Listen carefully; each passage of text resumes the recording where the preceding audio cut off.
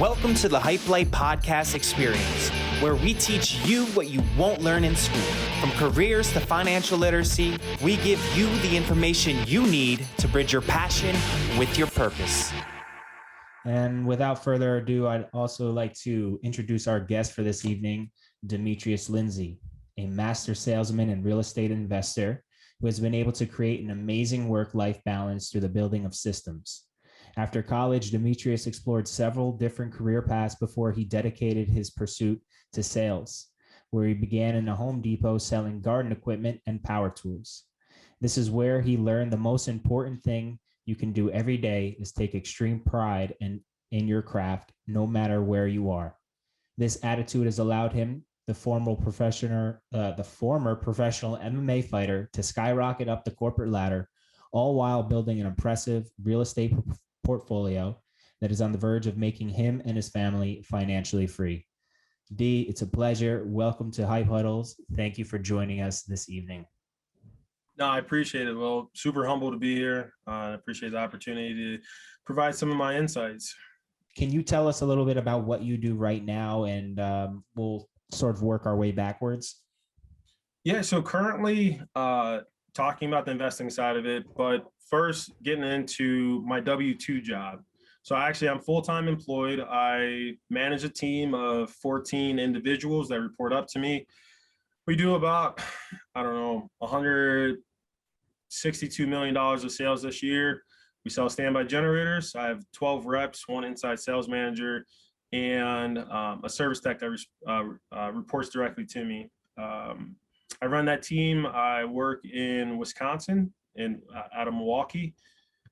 I've been doing that for a few years. That provides the bread and butter to go off and do the real estate side of it. Right now, my portfolio involves 5 properties that allow for us to have a decent take home for our monthly gross income. So, yeah. Okay, wonderful. So you mentioned you have your W-2 job, which is in sales.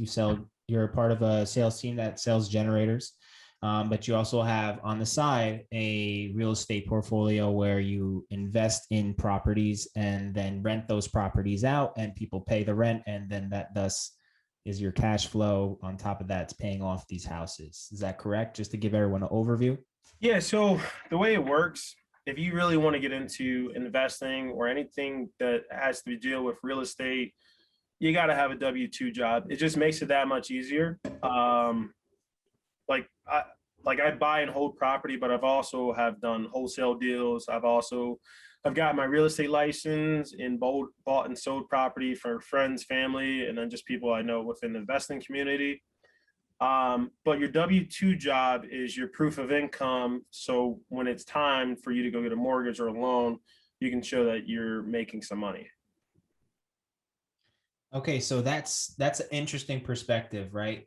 And we're usually growing up, and we think that, we go to college, we get one job, and we work this one job for the rest of our life. But the way you've approached it is you have your main job, but on the other hand, using the main job more as a vehicle or as a tool to invest, and then the plan is eventually leave the W-2 job. Is that the plan? And then so you can go ahead and be financially free through your investments?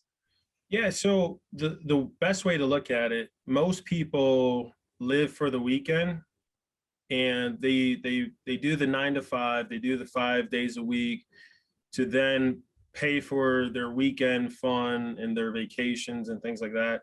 I just decided to take that money and pay for something that's going to pay me back. So the principle is pay yourself first, right? Most jobs, if you keeled over today and you passed away, they would be able to fill your position in no time. Unfortunately, your family's not going to be able to fulfill the void of you not being there. So I take it upon myself to just say, I'm going to make sure that I have enough money, enough assets squirreled away for my family if that time ever did come. So the ultimate goal is financial freedom, but it's also a little bit more than that, because I would like to leave my kids something, when my time's up, if that makes sense. Absolutely. And so I'm curious to know, where did you get this strategy from? How did you decide that this is the plan for you and your family? Take me back, I guess, if you can, to maybe what you were like as a kid. Were you always interested in investing and things of that nature? Yeah, so I mean, I always had a job and I always had some type of hustle going on. My first job, I was sweeping hair in a barbershop, for haircuts because growing up, born to a teenage mom, and we didn't have much. I mean, we really didn't have anything. And we went from house to house, from rental to rental. And growing up, I was like, man, we pay this guy to pay his bill. Like, so one time my mom broke it down how it works, that we pay rent to the person who owns the house. And we're living in this crappy rental, this 1-bedroom apartment that I'm split with my sister, my mom, and the whole nine. And I'm like, we pay that guy to live here and he makes money, but he doesn't do anything. I want to do that. But I'm a little bit better of a landlord than that guy was. But all throughout the years, that's always stuck with me, and always seeing real estate as a vehicle for wealth and success. Because if you look at the framework that most people have that have built wealth or generational wealth, it usually starts off with real estate. That's usually the foundation that most people build upon. Interesting. So from a young age, you knew that you wanted more for yourself. You wanted to be the boss per se. You didn't want to be the tenant. No, as long as you're paying someone else to live, you're always going to be living to pay. And it's really figuring out a way for people to pay you for the same things that they would need. And I look at it this way too. Owning property is a relationship, and you're providing a service because everyone needs somewhere to live. Fortunately, I'd rather be the person that provides a better place to live for those people. And early on, and it just always made sense that this was the route to go. Always did. That's really awesome. So we understand a little bit about your childhood, right? You growing up with was it a single mother household? Yep. Moving from apartment or house to house. We moved like once or twice a year since I was like 2. We lived all over the place. I'm from Reading, Pennsylvania, like one of the poorest cities in America at the time. Probably still is. And yeah, we moved a ton all over the place. Okay, so you already started from a young age visualizing, who you were going to be as a future real estate investor. What about for our students right now who are maybe in high school? What were you like in high school? Were you always business minded? Where did that kind of fill us in that space? Yeah, so all throughout high school, always just had that hustler mentality. I was the kid, even in high school, I was the kid that was going to Costco, buying boxes of chocolate, selling them in between periods to make a couple bucks. I was a kid that was renting out there's this teen spot for parties. I rented out this. I used to throw parties in high school to try to raise money and stuff like that. I was in all the clubs as far as academics go, played a bunch of sports, just always just trying to have some type of hustle, some type of thing rolling at one time or another. That was always a piece of me that always shined through in school. Okay, and so you were entrepreneurial as a high school student, but then tell us a little bit about how you decided, or what you decided, how you were going to take the next step into college, and what I guess was your mindset or decision making process on what you were going to pursue next. So honestly, so college was a little rough for me as far as like going into college. So I did all the right stuff. I thought I was going to be going to the University of Delaware to play football. I messed up my knee pretty bad, and University of Delaware is not a cheap school. At that time, it was like $28,000 a year for out of state, way more money than what I could afford and what my mom could afford at the time. So I really put all my eggs in that basket. I did myself a disservice. I did not apply to enough schools. I did not really plan too far ahead because in my brain, I thought football was going to be the end all be all. Even though I was hustling, doing all this other stuff, I really thought like I had an opportunity to play ball. But everybody has those kind of dreams of sports and things like that. But when I hurt my knee, I had a real coming to Jesus moment. So fortunately enough, my mom and I, we took a day trip up to East Stroudsburg University. There, I met the coaches, had a great meeting, whole nine. Coach tells me, "Did you apply yet for here? I hope you did, because admissions is already passed." And I didn't. I didn't apply. I didn't even have an application on me. He sends me over to admissions. I meet with this great guy. His name's Jeff Jones. I owe a lot of the things that I have today to Jeff Jones because at that time, I didn't even have enough money to right that second to pay for a deposit and to pay for the application. Jeff Jones looked at my transcripts, saw my grades, saw my SATs, approved me right there and accepted me into the college. You know, Jeff was the director of admissions there. Fantastic human being. And because of that, I went to East Stroudsburg University, and that's where I met Will. I had a great time there, continued the entrepreneurial spirit, and that's pretty much what kind of led me to where I'm at today.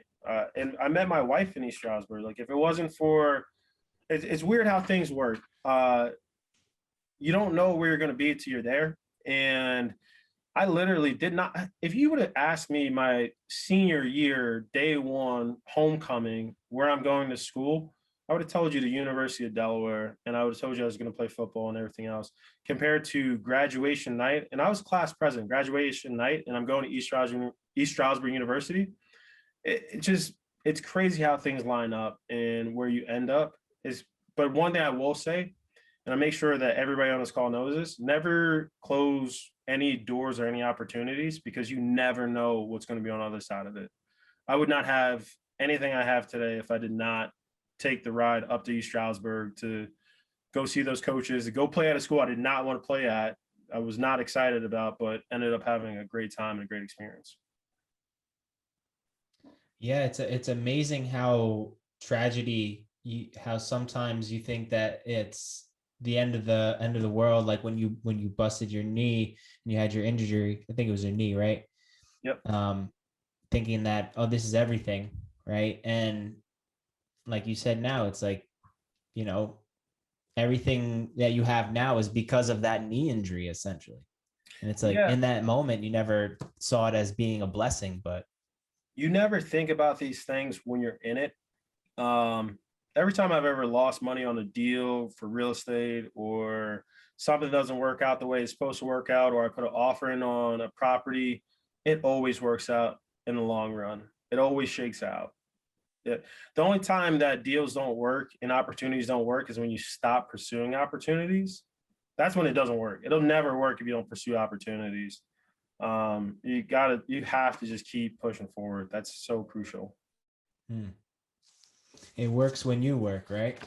100%.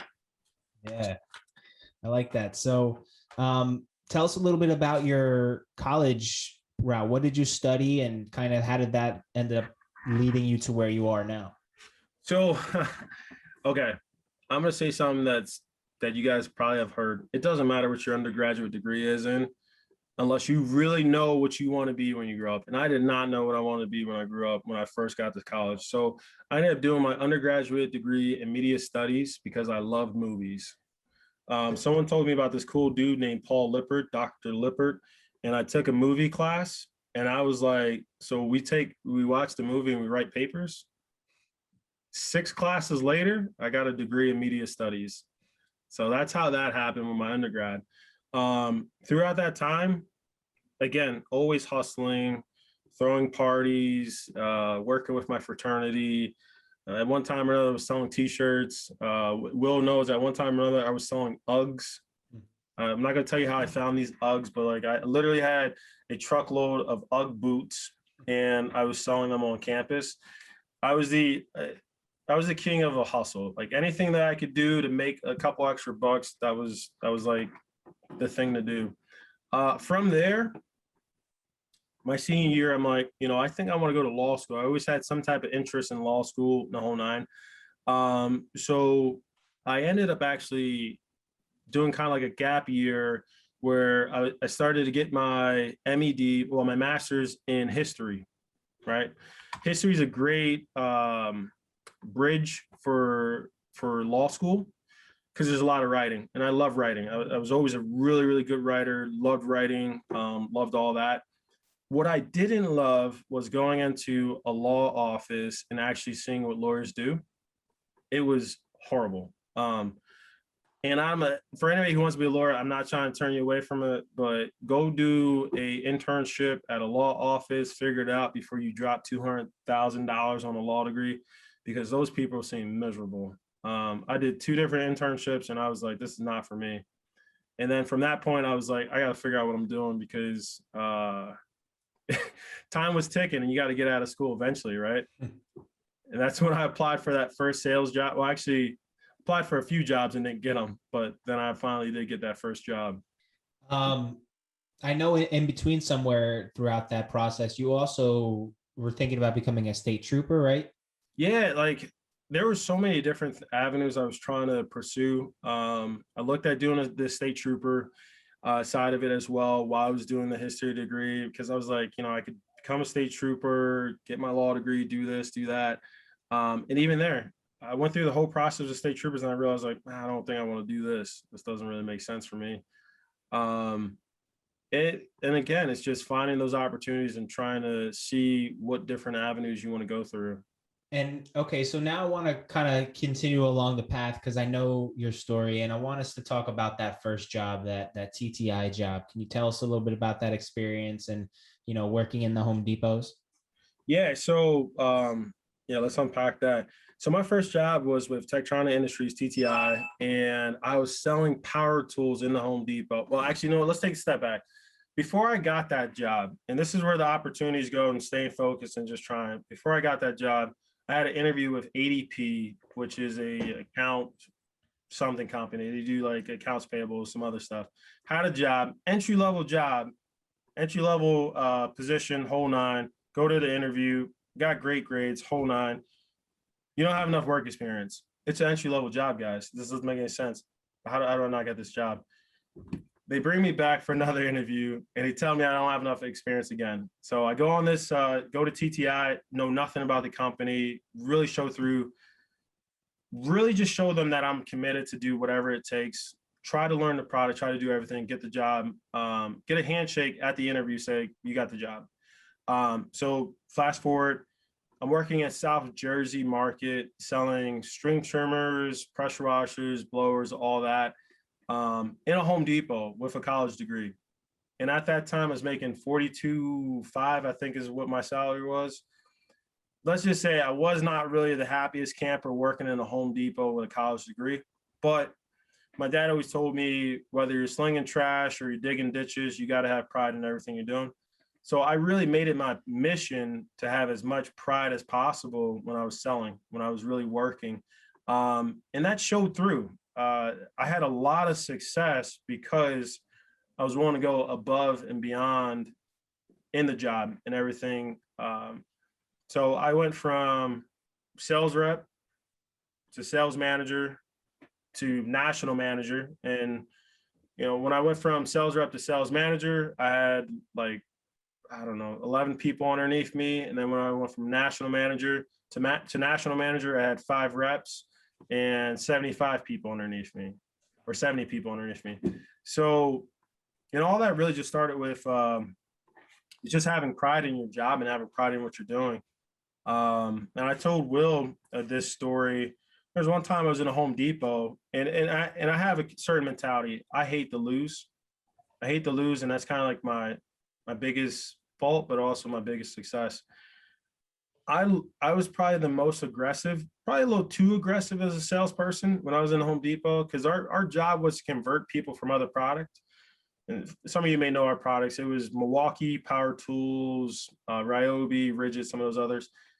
I had customers would come in the store looking for a specific competitor product. I would go as far as taking product out of their cart and putting my product in it, because I was convinced that I would never allow for somebody to make the bad mistake of buying a competitor product. I was that passionate, to the point where I had a letter go out to our president, not my boss, not my boss's boss, but the president of the company, from the senior vice president of Home Depot, who lives in Riverhead or has a house in Riverhead, sends out this great letter to our president saying, I've never met anyone more passionate about string trimmers before in my entire life. Demetrius Lindsey is by far one of the best assets you have. With that being said, he did not buy the product from me that day.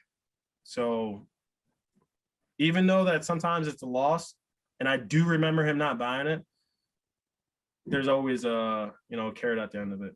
So you were doing your job, being very passionate about what you do, and you just so happened to cross paths with upper level executive coming in and shopping at your store. You can have bad days. Oh, let me put it this way. You can't have bad days. You can have a bad hour, but you have to be able to be composed at all times, be professional at all times, because you never know who's watching. You never know what those opportunities are going to be. You don't want to shut things down.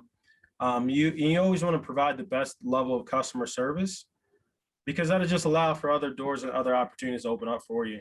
And it's enthusiasm. That's the biggest thing when it comes to pride. So pride creates enthusiasm, and from enthusiasm, you have success. I've never met a successful person that was not enthusiastic about whatever they're selling, doing, or it's just you can't be successful and not be enthusiastic about what you're doing. It's just that those things don't really go together, if that makes sense. Absolutely. Definitely makes sense. And I want to sort of close this loop here and then open the floor up for questions. So from that job at TTI, you worked your way up, like you said, and then what? Oh, and then I got a great opportunity to come over to Briggs & Stratton to lead a sales team over here. That allowed for me to do a lot more, other things as far as real estate goes. And even when I was with TTI, I was buying properties. I was doing all that stuff, all at the same time while I was building up my career. I was still buying properties, still doing everything else. And I've been with Briggs & Stratton for about going on 5 years in October. When I started this business, we were about $40 million. We're about $160 million this year. We've been nonstop growing. I can't take all the credit. I have a great sales team and a great force that works with me. And that's another thing, guys. No one works for me. Everybody works with me, and we all are a team. And just nothing but success. And I really do accredit it to consistency and just having enthusiasm and pride in what you do. Amazing. The last thing I wanted to kind of throw in there is that you did go, so you were in Reading, right? Or then you moved out, working in South Jersey, but then you brought everyone in your family over to Milwaukee. Can you talk about like the willingness to travel as far as opportunities go? Yeah, so that goes back to the opportunities. My wife is an absolute champ. She goes with me everywhere. She's always been down to move, and she's always found the flexibility for all my bonehead ideas. When you're young, you gotta take opportunities. You gotta get out of your hometown. You gotta travel around. You gotta just see the world and just go to different places. I've lived in Greenville, South Carolina, Philadelphia, South Jersey, New York, Milwaukee, you just have to take opportunities. If you go on to LinkedIn today, you'll find opportunities everywhere. There's over 200,000 jobs posted on LinkedIn right now, all over the country. The worst case scenario, guess what? If you don't like it there, go somewhere else. It's okay. You're gonna find opportunities places.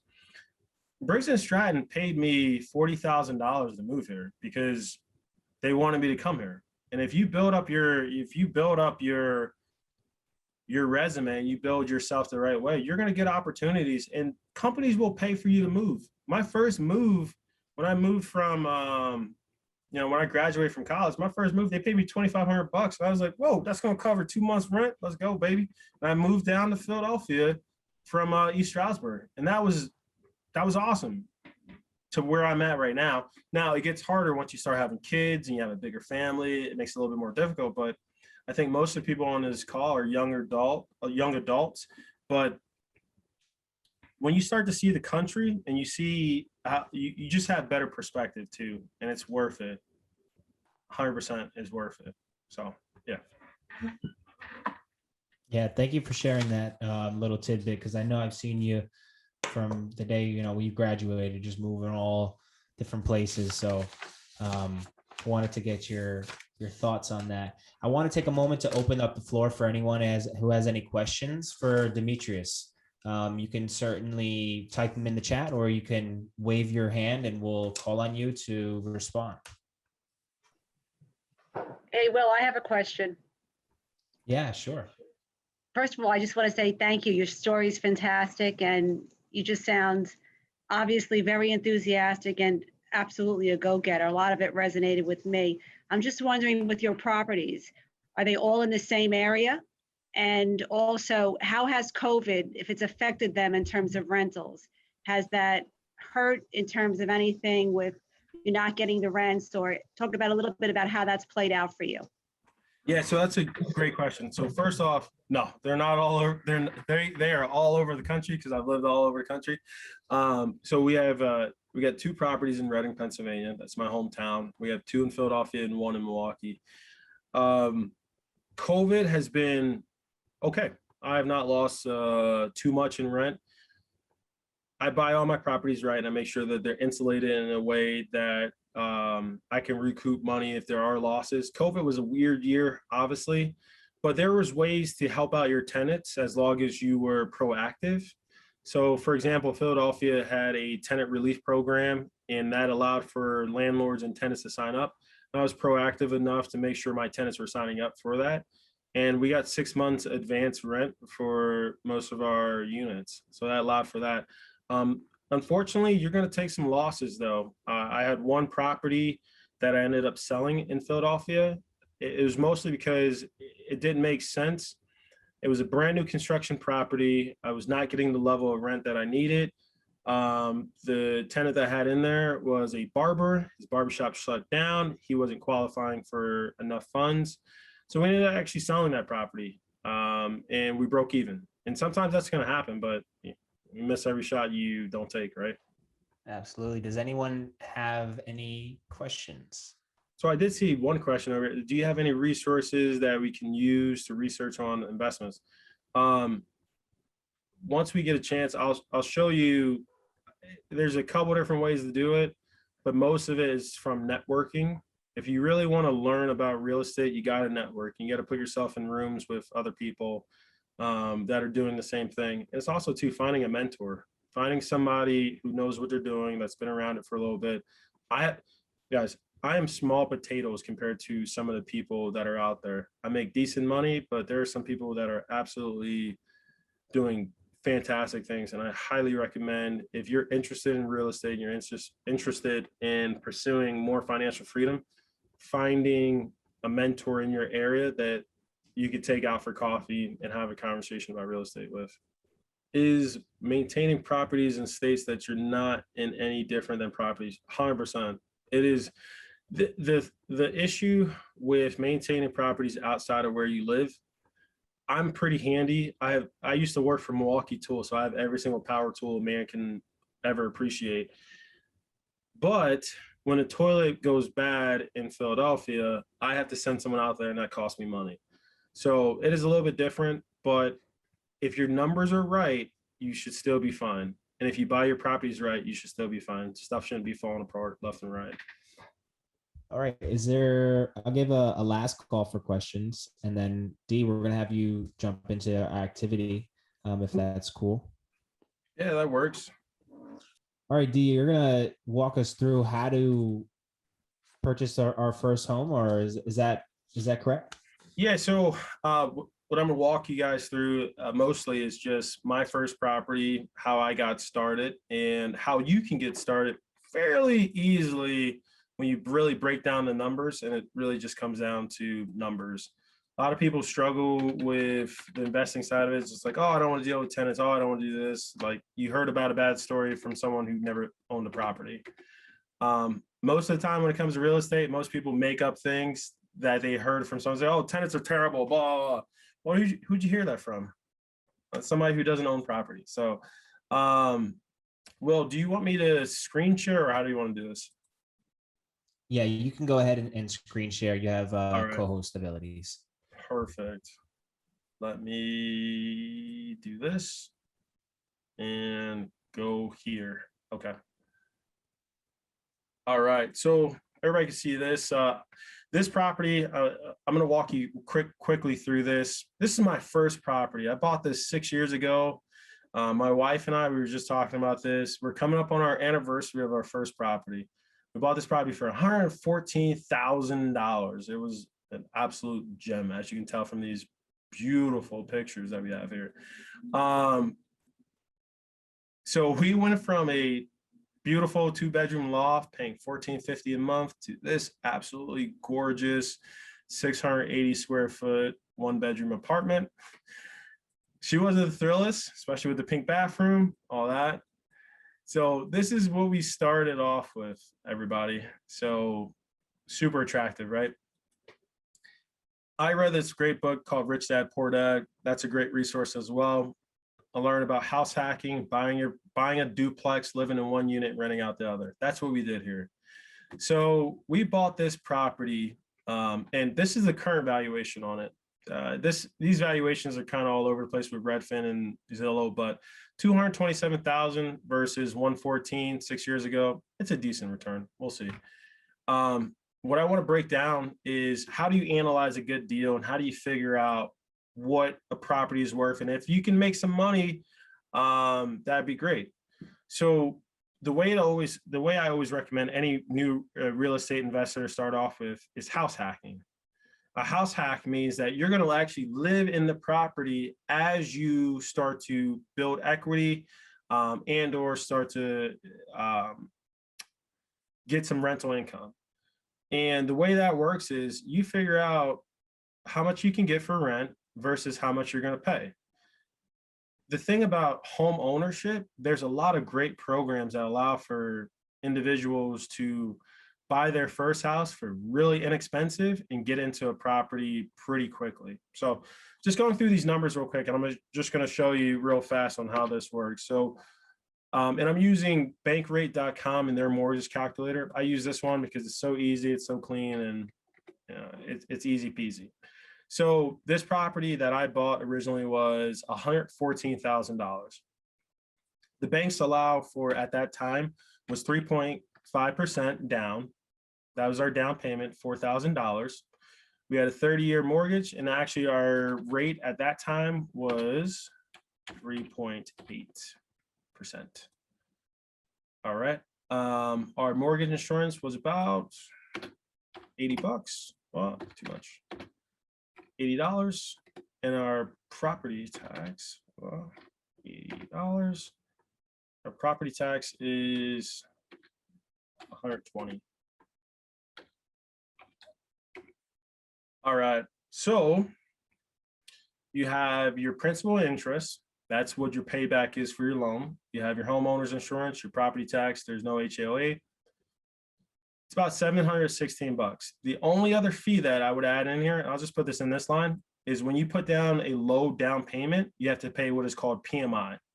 That's principal mortgage. It basically protects the government and whoever's backing your loan from default. So we actually pay $183, and that's what we pay for mortgage insurance. So our monthly payment is about $899 a month on this $115,000 property. Now, Demetrius, how do you live for free? How do you figure out how do you make money? So what we did was we took this beautiful gem that we had here and we just polished it. We updated our kitchen, updated some other spots, made it nice. We got $850 a month for rent. So my wife and I lived in this property for about 8 months for about $50 a month And that's how we started our real estate empire. We lived for $50 a month, and we were able to save, to enjoy ourselves, spent less money on our living expenses, and squirreled away enough money to start buying more and more properties. This is a really easy, quick tip to just do, like just to look at the numbers and just see what you can do. Another piece too is trying to figure out what your rents are in your market. If you know rents are pretty high and properties are pretty low, you can always move in there. If you find a single family home, you can always buy a single family home and house hack your house. Like, for example, if I was in college again, or if I was going to college, I would have took out a little bit more money and found a down payment and probably got one of my parents to co-sign on buying a property that my roommates can rent for me. When I was in college, we were paying about $1,600 a month for all of my roommates to live in a house. It would have been great if I was the guy collecting a check on that.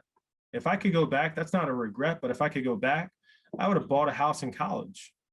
I would have tried to get my roommates to pay for me to actually stay in that house. And that's what I kind of tell people, early on in real estate. You got to do the things that are make you uncomfortable, because when you're older like me, you're not going to want to have roommates. But when you're 18, 19, 20, 21, I know plenty of real estate investors who are 19 years old that have multiple properties, and they bought their first property when they were in college. And it's just kind of having a plan and just attacking it. So, well, that's kind of like the activity right there. Gee, I wanted to open it up to the group. Is there anyone that's currently looking to invest and maybe has some questions that D can answer? As I said D, as if everyone knows that's your nickname. And yeah, it's the first letter in my name, guys. D. So rock out with it. It's a tough crowd. Like, engage. Someone ask me questions. Anyone have a question? You know what? Let me just do this real quick too, because I did pull this up and I want to just show you guys. So my dad always said, 2 brokes don't make it rich, and be careful who you get advice from. So I just want to make sure I show this real quick. Okay. This is not a flex, guys, but this is my, I'm going to show this real quick. So this is my W-2. I made $237,000 the previous year. I'm waiting for my accountant to get my new W-2.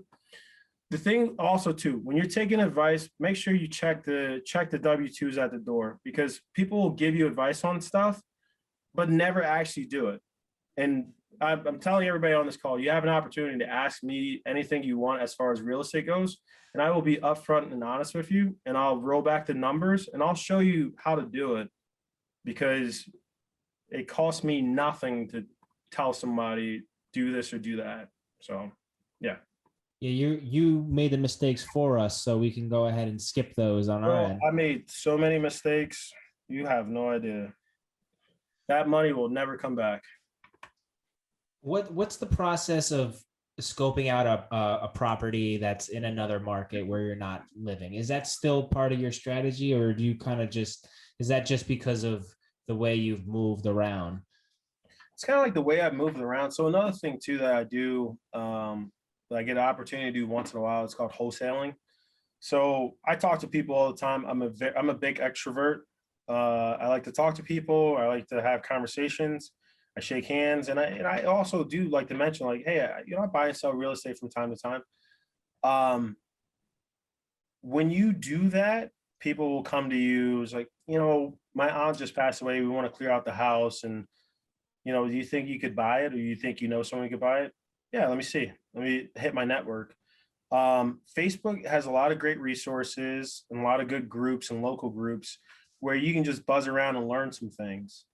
Bigger Pockets is a phenomenal resource. It's a lot of free content on there. You can learn, you can see deals, you can see where other people are getting their information from. There's a ton on there.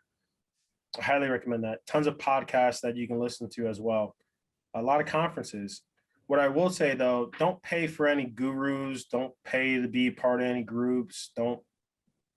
My wife and I, we made a lot of mistakes paying for groups, paying for mentors, paying for certain things. I highly recommend you just do the free route as much as you can. Grab some coffee with somebody who knows what they're doing and just buy real estate. How can I have a higher chance of getting a house if there are other people who want the same house? Sometimes it is being first and often and doing some of the personalization when it comes to property. So I don't always have the best bid when I'm buying a property, but I like to put together the perfect bid. And sometimes it's the heartstrings. Like when I'm buying a property in Reading, Pennsylvania, I usually say, I'm just a kid from Reading. I'm interested in your property because I want to build up the neighborhood. Like I said to you guys before, I am a really good writer. That's kind of like what my bread and butter is. I will write a dictionary of a paper to someone saying I want to buy their property and come $10,000 below their asking price, because I'm going to try to hit them with all the heartstrings. I'm going to look up to see if I know any of their family members. I'm going to try to go all the way around it. So that's kind of like what I do there.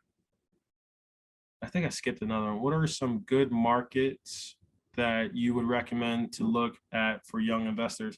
I would look at wherever you want to live to start off with.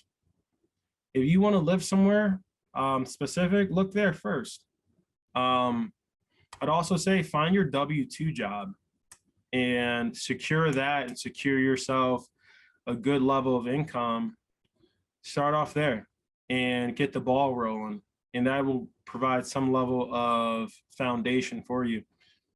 When I bought my first house, I wasn't making any money. I was making, like I said, I was making like $43,000. I was not really doing anything too crazy. I just saved up enough money, didn't have a lot of debt at the time, and just bought it. People want to sell houses. There is definitely, the market is a little bit different right now, but when everything calms down, there's going to be a lot of opportunities to buy houses really inexpensive. I will say that. So are you suggesting that people who are interested in investing should wait and hold off a little bit if they can? Well, I would say the market is hot, but you can always find a deal. If the rents make sense, then you buy. If the rents don't make, for example, you can't buy a $300,000 house and get $800 for rent. You're doing something wrong. Your math isn't right. I use a really simple rule of thumb. It's called the 1% rule. If the monthly rent does not equal 1% of the property value, don't buy it. Or if it's not better than 1%. So that means if the total rent for the property I just showed you is not more than $1,150, then I wouldn't have bought it. But I was making $850 a unit essentially, which is $1,700. So Adrian sent me a message saying that, real estate in New York City is kind of pricey when you're talking about wanting to invest in something. So I guess maybe the question would be sort of like, I know you own properties elsewhere, places that you don't live, but you had the opportunity to live there. What would you say as far as like investing away and maybe not having been to that place before? Like what kind of research would that entail? So the research, Bigger Pockets, again, great resource. There's a lot of non-local investors. Milwaukee, for example, is a great market. You can buy a property here for about $75,000 and make $1,400 a month for rent. It's a really, really good market. New York City, terrible market. The return rates on properties is not great. I highly don't recommend it. That's just my opinion. I've actually bought and sold real estate in there. I had my license in New York for a while. It's not an investor market if you're first starting off. It just doesn't make any sense. There's other states, there's other areas to get into to get kicked off with. Do you hire a management, a management firm to handle some of your tenants that are cross country, or? So Reading, Pennsylvania, Reading and Philadelphia are handled by my father, who also has a real estate company now. He handles all that for me, but I do have to pay the guy, and it's not free.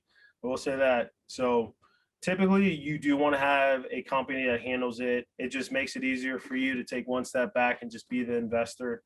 You don't have to make all the money. So if you can give up some of that money to someone who can manage the properties for you, go ahead and do it. That's definitely, I definitely recommend getting a management company. All right. It seems like that might be the end of the road as far as questions, but it's not the end of the road for us. We have our final 5 questions, which we ask every participant of our HypeHuddle. Demetrius, Natalia is going to hit you with our final 5, and then we're going to send everyone on their way. If anyone wants to stick around, students, you can sit and chat with Natalia and I. But we're going to wrap things up with Demetrius with our final 5 questions. All right. So our first question for you is, if you could speak to your high school self today, what is one piece of advice you would give yourself?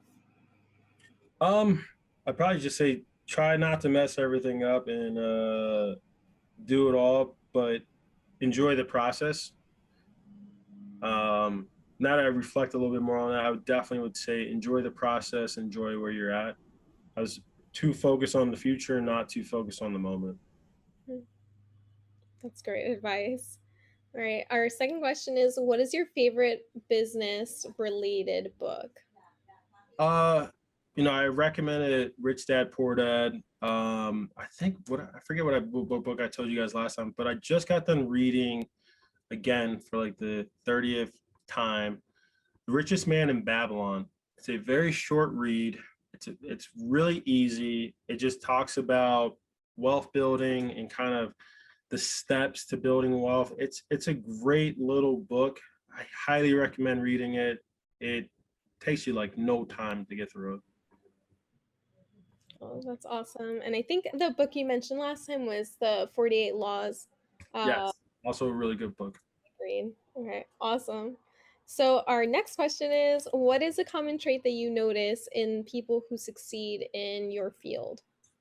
Yeah, it goes back to that pride and enthusiasm. When you get to C-level and above and you get the executives, they're just, they're full, they get it and they're going hard at it, especially successful leaders, like people who are actual leaders. They're contagious. You just walk in a room and you just like get goosebumps because of how excited they are with it. And that's what I always try to portray to my team is just have enthusiasm, be prideful about what you do, because your customers, they can smell that pride that you have for your product, and it makes a difference when you're selling. That's awesome. Okay, our next question is, what are some of your hobbies? So like I said before, I do love writing. I love doing that side of it. I used to do MMA quite a bit, the mixed martial arts side as well. And I think my biggest hobby as of late would be cooking. As Will knows, I like to throw down in the kitchen. I like smoking foods. They're really good. And yeah, all that good stuff. That's awesome. What's your go-to? What do you have to have? Oh, I can eat a steak any day of the week. I will eat a whole cow. Give me enough time. I love that. The determination shining through. Yep. So our last question for our final 5 is, what gets you hyped, Demetrius? What gets me hyped? Honestly, my daughter gets me hyped because she just started walking and going crazy and stuff. And she's dumb strong. She's really, really strong. And I'm not just saying that because she's my kid, but she's 1 and she lifts these 3-pound weights, and I'm like, you gotta stop it, but keep going. That gets me pretty excited. But just talking about the financial freedom side of it, it gets me excited when it's June 1st and all those rent payments come in on time. That gets me excited. And then when I talk to my wife, so we do it's corny, but we do a Sunday debrief and we go through our P&L, our profits and loss for the week, because we used to blow it fast. And for you people on the call, blow it fast means that you were spending that money before you were making it. But now we do that every week, and it feels good to just see that you're actually saving money and you're putting money aside. So I know it's more than one answer, but yeah. No, I love it. That's awesome. Yeah. We have actually a final question from someone in the group. Okay. Angela actually wanted to know if you have any good habits to build up if you want to succeed in this career. And I'm presuming just more so speaking about wanting to succeed in investing is what that person's referring to. If you want to succeed in investing, the best thing I can tell you is don't wait to invest. Don't wait to buy property. Don't sit on your hands. You don't want time to slip by, because unfortunately we only get one go around at this thing. And the more time you let go, the more time you're going to regret. I honestly, because, assuming everyone on here is, young adult, young in their career, please, please, please, please, please invest and invest early. Do as much as you can, buy as much as you can. I was just looking at Tesla stock, and I remember in college talking to people about Tesla, like, man, we should invest in this stuff. I didn't invest in it. I literally just talked about it. I talked about all these different, like Amazon. Everyone on this call that uses Amazon, I remember when it was just a book company and it was pennies on the dollar to invest in it. You know who didn't invest in it? This guy. You know who wished he invested in it? This guy. So that's my advice. Please, everybody, start investing today, not tomorrow. Awesome. Thank you so much, Demetrius. Yep. All right, Dee, we want to thank you again for joining us with our weekly HypeHuddle. It's been an absolute pleasure. I always get always have a great time talking with you, chopping it up. Fellow ESU warrior. So it's good to see you're doing good and your family's doing great. How can our students, if they're interested in getting in touch with you or asking you questions, how can they find you if possible? Yeah, hit me up on LinkedIn. Feel free to reach out. And also, Will, you can share my email address. I don't mind. Anytime you guys have a question, you want me to analyze a deal, I'll walk it through with you. I really don't mind doing that. And yeah, definitely follow me on LinkedIn. I usually provide some level of content on there. Demetrius, thank you. Thanks for tuning in to this episode of the HypeLight Podcast Experience. If you like this episode, be sure to rate, review, subscribe so you don't miss out on the latest episodes.